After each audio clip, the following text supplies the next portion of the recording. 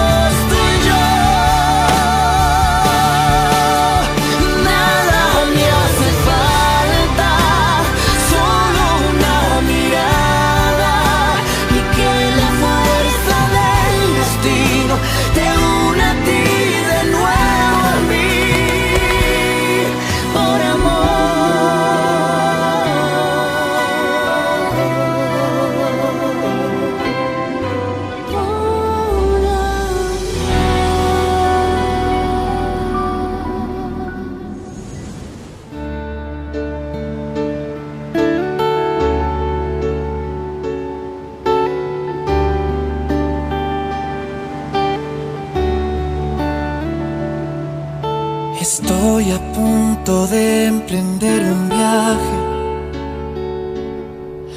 con rumbo hacia lo desconocido.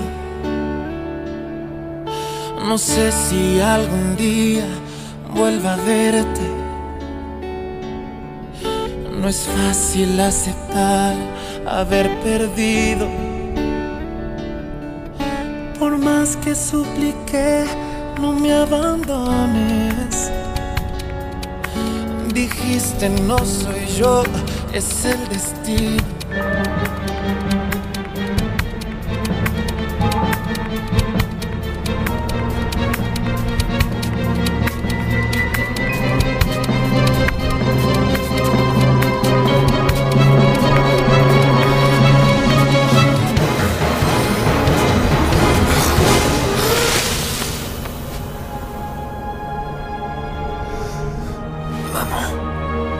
Maman, ne me laisse pas.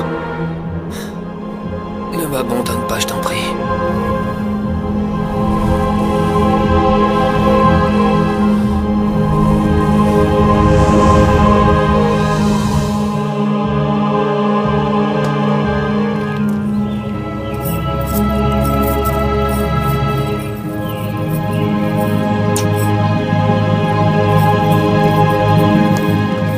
Allons-y, mon fils. Oui, maman. Attention. Ouais. Allez, passe, mec. Allez, passe la balle, la passe.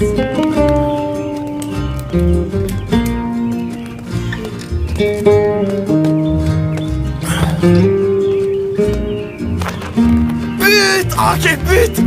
Maman, t'as vu ce but? Oui, mon amour. Mais allons-y maintenant, mon cœur, parce que si ta marraine ne peut pas nous héberger, alors il faudra qu'on trouve une chambre. Allons-y, mon amour. Oui, maman.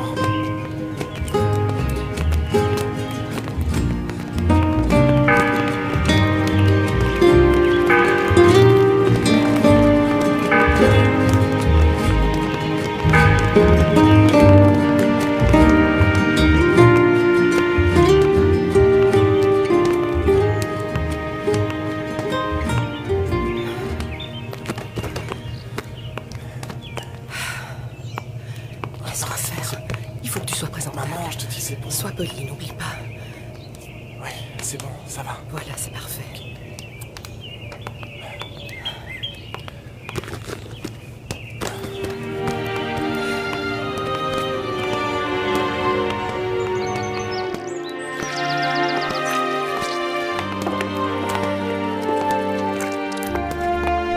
Salut, ma belle.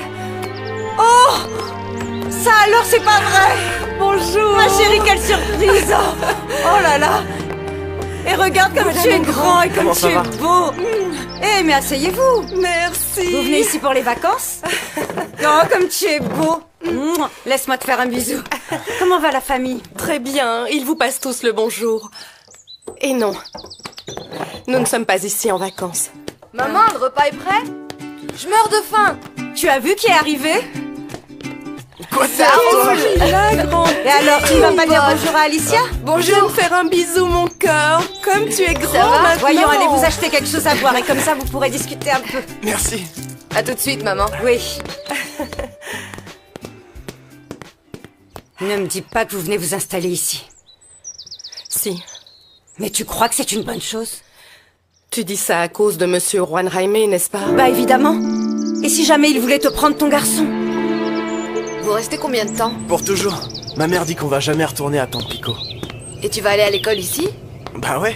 Mais l'année scolaire a déjà commencé, tu crois qu'ils vont te laisser y entrer? Ma mère a dit que oui. Tu sais, j'ai de très bons résultats et une recommandation du directeur de mon autre école. Et pourquoi cette décision? Tu ne te plaisais plus à Tampico? Tu as perdu ton travail, c'est ça? Ou tu as encore fait une bêtise? Ah non, bien sûr que non, Arcelia. Ce qui se passe, c'est que j'ai eu envie de revenir. Ah. Et en ce qui concerne Monsieur Juan Jaime, dès que je lui ai dit que j'étais enceinte, il m'a renvoyée, non? Oui, je m'en souviens. Alors je ne crois pas que ça l'intéressera d'avoir des nouvelles d'Ivan. S'il s'y intéressait, au moins il pourrait peut-être lui payer ses études. Merci. Merci. Qui t'a raconté ça? J'ai entendu mes parents en parler, Mais quand ça? il y a pas longtemps. Je trouve ça vraiment bizarre. Pourtant, ma mère m'a toujours dit que mon père était mort. J'ai entendu mes parents dire qu'il vit ici, qu'il est marié et qu'il a 3 enfants. Et il s'appelle comment? Jaime Mondragon. Ici, tout le monde le connaît. Il possède beaucoup de terre et beaucoup d'argent. Merci. Non, ce n'est rien du tout, Alicia. Toi et mon filleul, vous pouvez rester ici aussi longtemps que vous voudrez. Je vous remercie beaucoup, mon parrain, mais j'espère pouvoir trouver bientôt du travail. Je peux vous recommander, Alicia? Maman! Tu connais quelqu'un qui a besoin d'une servante? Non, comme servante. Vous êtes bien trop belle. Maman! Écoutez, vous pourriez travailler comme serveuse ou comme réceptionniste. Oui, dans un de ces bars malfamés que tu connais si bien, non? L'écoute pas, ma chérie. Antoline est un voyou et un gros feignant. J'ai parlé avec le chef du personnel. Et il dit que, si tu veux, il a un boulot. Et qu'est-ce qu'ils vont me donner? Un boulot d'ouvrier? Non, moi j'ai besoin de fric. Oui, en braquant, Au en revoir, volant. Alicia. Hein? Et à quoi ça va servir cet argent quand tu seras Maman! en prison? Ah, pardon, Alicia, mais tu sais, on se fait des cheveux blancs à cause de ce gosse. Ne vous inquiétez pas, ça va aller. Mais mon petit cœur, tu n'as rien mangé? Tiens, regarde, je t'ai apporté des couvertures pour Ivan. Merci, ma chérie. Voilà, tiens mon grand. Merci. Je voulais te dire, tu sais ma chérie, ne t'attends pas à trouver du travail en si peu de temps parce que, eh ben, ça va peut-être pas être facile qu'on te prenne, je veux dire, à cause du petit. J'ai une adresse qu'on m'a donnée à Tampico. Mais c'est des gens qui habitent le coin? Oui? Mais c'est qui? Là, comme ça, je ne m'en souviens plus, ma chérie, mais j'ai noté ça sur un carnet. Je te le dirai plus tard. D'accord. Je vais vous laisser déballer. Je vous laisse. Merci, Marie. Merci, ma chérie. Reposez-vous bien. Merci. Ah, mon Dieu. Maman, Oui, mon amour. est-ce que mon père est mort ou non? Camilo m'a dit qu'il vivait ici, qu'il s'appelle Juan Jaime Mondragon, qu'il est marié et qu'il a beaucoup d'argent. C'est vrai, ça? Elle m'a dit qu'on lui avait donné une adresse pour trouver du travail. Chez qui? Et elle a pas voulu me le dire. Et puis je la trouve très bizarre. Pour moi, elle cache quelque chose. Tu crois qu'elle veut retrouver Don Jaime? Ça se pourrait. Alicia ne tient qu'à une chose et c'est son fils. Et pour lui, elle est capable de faire n'importe quoi. J'espère qu'elle sera pas idiote au point de retourner avec ce pauvre abruti.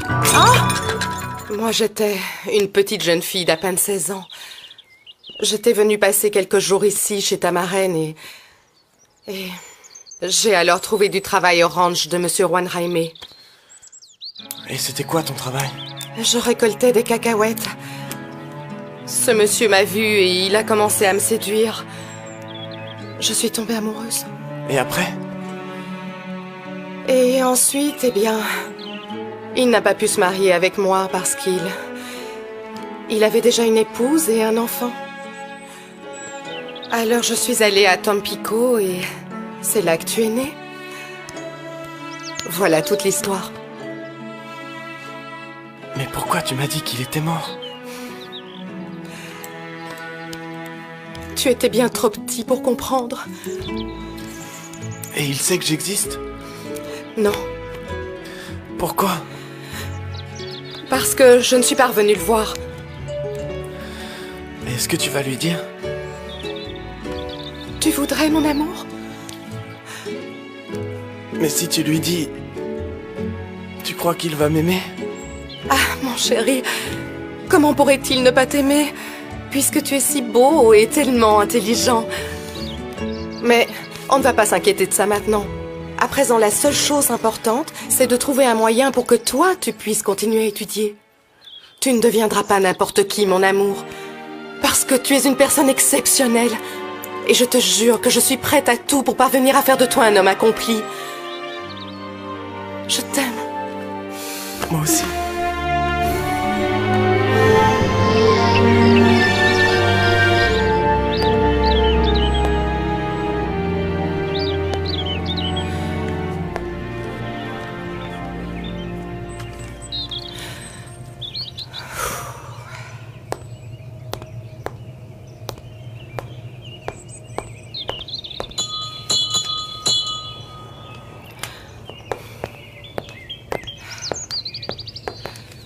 Que puis-je faire pour vous? Bonjour, monsieur.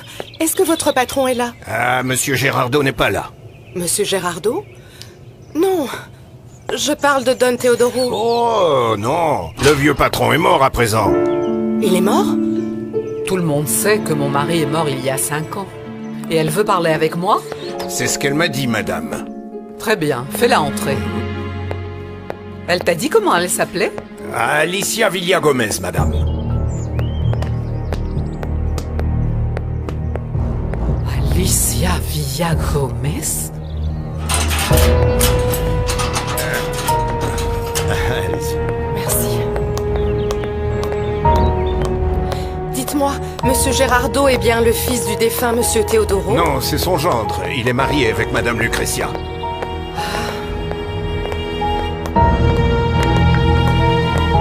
Excusez-moi.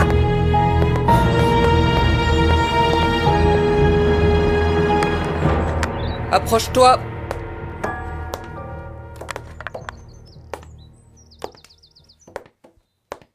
Quoi? Est-ce que tu aurais perdu ta langue par hasard? Tu as demandé à me parler, eh bien me voilà. Oui, et je vous en remercie. Il s'avère que... Eh bien, je n'ai rien à perdre, n'est-ce pas? Ainsi, je vais vous le dire d'une traite. Il y a plusieurs années, votre défunt époux, paix à son âme, il a connu ma mère et... Bon, eh bien, je suis sa fille, c'est-à-dire la fille de ma mère et de votre défunt mari. Eh bien, toi, tu manques pas de culot. C'est pas tous les jours que se présente en face de moi un enfant bâtard de mon mari. Eh bien oui, pardon, mais c'est la vérité. T'en veux? Je veux bien, mais j'ai pas d'argent. T'inquiète pas, je t'invite. Oh, merci, c'est gentil. J'en voudrais 2 au chocolat, s'il vous plaît. Et qu'est-ce que tu veux? Moi, je ne veux rien, rien, je vous le jure. Alors quoi? Écoutez, je viens d'arriver de Tampico. Je vivais là-bas et j'ai eu l'idée de... Eh bien, vous savez, j'ai un grand garçon. Ah, tu es mariée? Non.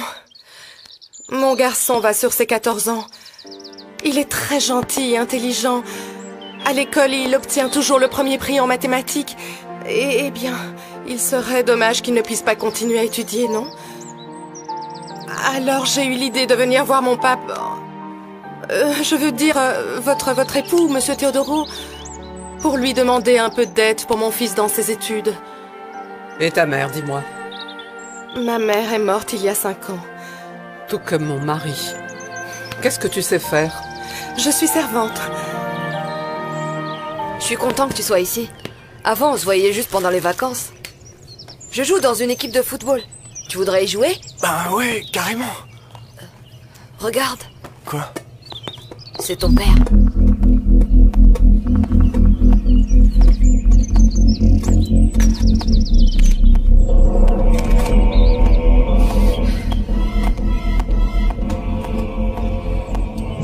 fait peur à tout le monde. Pourquoi? Les gens disent que c'est le diable en personne. Si tu veux, je t'emmènerai voir son immense baraque. La jeune femme de tout à l'heure vient de partir à bord du taxi que vous lui avez appelé, madame. Merci, Cléto. Rends-moi service, appelle une autre voiture pour moi. Ah, vous allez sortir? Vous ne voulez pas que je vous accompagne? Non, je te remercie. Mais je préfère y aller seul. Je dois aller voir au plus vite l'avocat de la famille. Mais si Lucretia arrive avant moi, ne lui dis pas où je suis allée. Et ne lui dis pas non plus que cette jeune femme est venue ici. Comme vous voudrez, madame. Je vais appeler un taxi.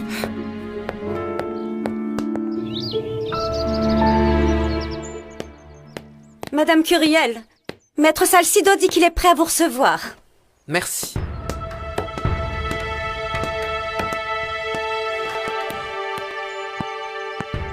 Quel plaisir de te voir, Carlotta. Ça faisait bien longtemps que je n'avais pas eu de tes nouvelles. Assieds-toi, s'il te plaît. Merci. Ah, Severiano. En fait, j'ai appris que tu étais malade et je ne voulais pas te déranger, encore moins en te rendant visite. Non, au contraire. Je veux voir les gens pour qui j'ai de l'estime. Avant qu'on vienne me chercher pour aller rejoindre notre Teodoro dans l'au-delà. Ne dis pas de bêtises. Il faut que tu sois courageux pour te remettre vite sur pied. En temps normal, je ne serais pas venu t'importuner. Mais il y a un sujet très important dont nous devrions parler. Dis-moi. Tu te souviens que Teodoro a laissé en héritage à sa fille illégitime un tiers de notre ranch? Bien sûr, bien sûr. Mais comme de toute évidence cette jeune femme n'a jamais donné signe de vie, tu n'as aucune raison de t'inquiéter. Je t'ai déjà dit que tant que personne ne sera venu réclamer cet héritage, le ranch et ses terres sont à toi. Tu ne vas pas me dire que cette jeune femme serait revenue? Si. Il va falloir que je rende à Alicia Villagomez ce qui lui revient de droit. Oh, mais Carlotta, j'ai entendu dire que ta fille a demandé un prêt à l'association des agriculteurs et qu'elle a mis en garantie la totalité des terres. Si l'association ne vous a pas demandé la copie de tes actes notariaux, c'est en raison de la confiance qu'ils ont en toi et en ta famille, parce qu'ils connaissaient Teodoro et même après sa mort. Ils ont encore beaucoup de respect pour lui. Mais si à présent tu dis à tout le monde que tu n'es pas l'unique propriétaire du ranch El Socorro et que tes terres ne valent pas autant que ce qu'ils imaginaient, tu risques de perdre le soutien de l'association. Et il y a pire encore, ta fille et toi, vous pourriez même être accusés d'avoir fraudé et être incarcérés. Non, c'est pas possible, non. Prends bien garde. Moi, à ta place, je ne dirais pas à cette jeune personne que Teodoro en a fait son héritière. C'est le futur de ta famille qui est en jeu, Carlotta. Ma chérie!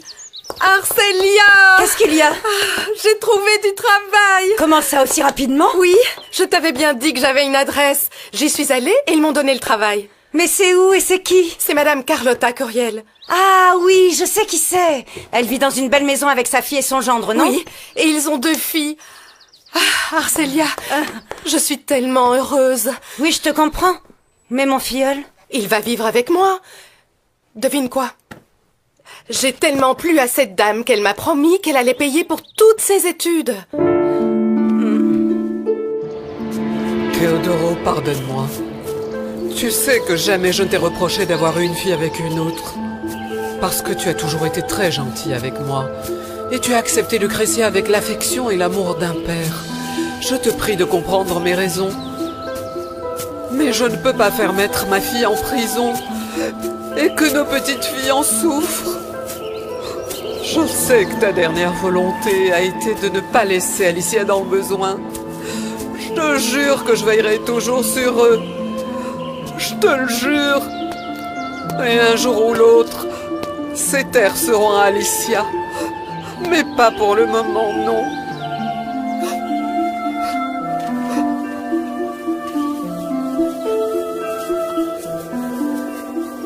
Est-ce te rappeler? Non. Bonjour grand-mère. Mes chéris. Allez, enlevez votre uniforme et lavez-vous les mains, il est l'heure de manger. Lucretia, tu sais qui j'ai vu aujourd'hui? Qui ça? Alicia Villagomez. Alicia Villagomez. Alicia Villagomez? La fille de cette femme? Ne me dis pas qu'elle est au courant du testament de papa. Non, mais elle est revenue le voir. Sûrement pour lui demander de l'argent. Que lui as-tu dit? Elle est célibataire et elle a un fils de 13 ans. Évidemment. Elle aussi, c'est une garce comme sa mère. Ah, Lucretia. C'est elle qui l'a envoyé. Non, non. Sa mère est morte. Mais avant de mourir, elle lui a dit qu'en cas de nécessité, elle pourrait venir voir mon mari. Oh, quel culot! Tout ce qu'elle demande, c'est qu'on paye les études de son garçon et j'ai accepté. Mais comment as-tu pu accepter, mon Dieu, maman? Mais c'est la fille de ton père et elle a des droits. En plus, on devrait même lui donner la part des terrains qui lui revient, Lucretia. Il n'en est pas question, tu m'entends? Laisse-moi le temps de contester ce testament. C'est ce que nous aurions dû faire lorsqu'on a découvert qu'elle était dessus aussi. On ne peut pas laisser cette femme dans le besoin. Et pourquoi pas? Elle est issue d'une aventure d'un soir, hein? Je ne comprends pas, maman, comment tu peux J'ose oser... parce que j'ai le droit d'oser. Je vais aider ce jeune garçon et elle restera ici pour travailler dans la maison. Non, je ne veux pas de cette moins que rien chez moi et encore moins avec un enfant. Alors très bien. Dans ce cas, tu choisis. Ou nous faisons ce que je suggère, ou nous allons voir le juge. Et on lui explique qu'elle a refait surface. La troisième héritière est là. Et ils lui donneront ce qui lui revient de droit. C'est incroyable que tu veuilles favoriser la petite bâtarde de la femme avec laquelle ton mari t'a un jour trompé. Je ne prétends pas favoriser la maudite fille de cette mégère, mais plutôt la fille de Théodoro.